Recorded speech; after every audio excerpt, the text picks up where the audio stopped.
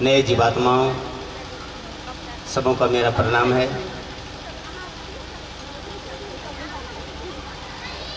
आज बहुत से पहले नहीं था। शिव गुरु थे, रामायण में थे, शिव गुरु थे, गीता में थे, बंद थे गीता में, लेकिन उनको उजागर करने वाला, उनको उस पन्ने से निकालने वाला वह महामानव साहब श्री हंजा जी का हम लोग हमेशा आभारी इसीलिए रहते हैं। आप लोग तस्वीर भी देख रहे हैं और अभी एक बहुत कुछ चर्चा में सुने भी।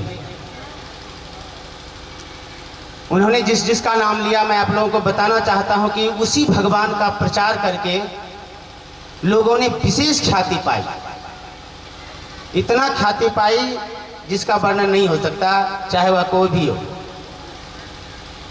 और जो भी चीज़ आप लोग अभी चर्चा में सुन रहे थे कि हम लोग जो है भक्ति नहीं कर सकते, यह बात बिल्कुल सही है। भक्ति करना सबके बस की बात है ही नहीं। गिने चुने व्यक्ति आए जो भक्ति किए, लोगों ने नाम जाना कि आए बजरंगबली, उन्होंने भक्ति की, उन्होंने दिखाया कि भक्ति में क्या पावर होती है। लेकिन यह चीज़ हम लोग नहीं देख पाए कि वह करते क्या थे, कैसे उनके रोम रोम में राम और सीता बसे रहते थे। यह चीज़ हम लोग नहीं देखते हैं। सीधा जाने कि वह भक्ति करते थे और एक बार हमने देखा कि सीना चिरा तो उनके अंदर से राम और लक्ष्मण सीता का तस्वीर दिखाई पड़ा। तो वह पावर हम लोगों में है ही नहीं, हो भी नहीं सकता।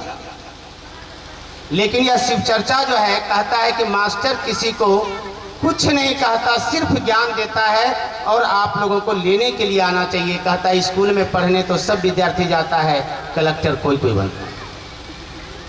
हम लोग भी सब कुछ शिव चर्चा में चलते हैं। जो जितना प्रयास करते हैं, जो जितना पढ़ते हैं, जो जितना कोशिश करते हैं, वह उतना आगे बढ़ता है। हमारा कहने का मतलब है कि देखिए अभी आप लोगों के बीच में साहब जी और दीदी नीलम आनंद का तस्वीर लगा हुआ है, वह अभी हम लोगों के बीच में तो यहाँ पर नहीं है, साहब जी तो हैं ही, लेकिन दीदी नीलम आनंद इस पृथ्वी पर ही नहीं है, लेकिन हम लोग उनका नाम ले रहे हैं इसलिए कि उन्होंने उनके नामों को उजागर किया। तो आप लोगों से हमारा यही रिक्वेस्ट है कि आप लोग भी उनका नाम ऐसा उजागर कीजिए कि आप लोग भी उतने ऊंचे कुर्सी पर बैठ सकते हैं, लेकिन उतना करना पड़ेगा।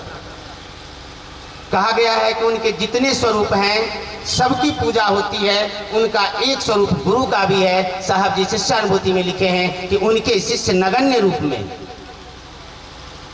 इनको प्रचार करके एक एक जीवात्मा, एक एक बच्चा कहे कि महादेव मेरे गुरु है। जैसे कहते हैं कि हे बाबा यह भोले बाबा है, हम प्रणाम करते हैं कि एक बच्चा पूछिए भोला बाबा को जानता है, एक एक बुजुर्गों को पूछिए वह भोले बाबा को जानता है। लेकिन उनसे पूछिए कि क्या शिव को गुरु माने हैं, आप उनको शिष्य भाव देते हैं, तो कहेगा वो तो गुरु है ही, हम तो उतना नहीं जानते। तो हम लोगों को प्रचार स्वरूप इसी चीज पर ध्यान देना चाहिए कि जनमानस में एक एक व्यक्ति कोई नहीं छूटे और सबको कहे कि हाँ जी वो उनका एक स्वरूप गुरु का भी है, कुछ नहीं अलग है। भोले बाबा को लोग अवधरदानी कहते हैं, कहीं पर उनको सिंहेश्वर नाथ कहते हैं, कहीं दुधेश्वर नाथ कहते हैं, कहीं भोले बाबा कहते हैं, कहीं अवधरदानी कहते हैं, पशुपतिनाथ, कैलाशनाथ, पता नहीं उनके कितने नाम। तो सबका नामों का उजागर हुआ है, उनका एक स्वरूप गुरु का भी है। इसीलिए आज यह जो व्यवस्था आप लोग देख रहे हैं उस गुरु की चर्चा है। हम लोग हमेशा सोचे कि उस गुरु सानिध्य में बात करें और उनके चरणों की बात करें कि जनमानस में यह आवाज ऐसा जाए कि सब कहे कि सच में हमने आज तक गुरु क्यों नहीं माना। इसमें कोई शर्त बंधन नहीं है, ना ही किसी से 1 रुपया लेना है ना देना है, उनको अपना भाव देना। वह भाव सकता है, महादेव भी भाव सकता है। आप पूजा करने जाते हैं, दिखते नहीं है वो, लेकिन आप जाते हैं भाव लगा के जाते हैं, तो वैसे ही गुरु स्वरूप भी भाव सकता है। आप उनको भाव दीजिए से। और इसमें देखिए सहूलियत क्या क्या है। जैसे ही आप पूजा करने जाते हैं, अभी सुन रहे थे, आपके दिल में एक जिज्ञासाएं आती है, यार नहाई नहीं है, हम मंदिर नहीं जाएंगे। लेकिन यहाँ पर वो बात नहीं है।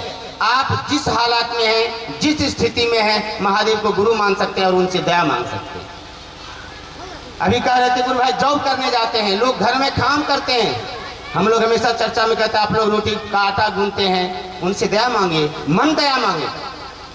हे शिव आप मेरे गुरु हो, मैं आपका ज्ञानी शिष्य हूँ, मुझ पर दया कीजिए। भाव सत्ता है, उनसे आप जैसे ही दया मांगिएगा आपका काम जो है अच्छा से होने लगेगा, ऑटोमेटिक दिखेगा नहीं।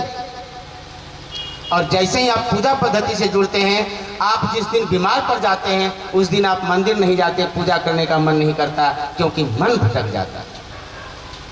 जब आप शिव को गुरु मानते हैं तो आपको कुछ नहीं करना है, आप खाट पर पड़े हैं, उनसे दया मांगिए कि इस कष्ट से हमें उबारिए गुरु जी।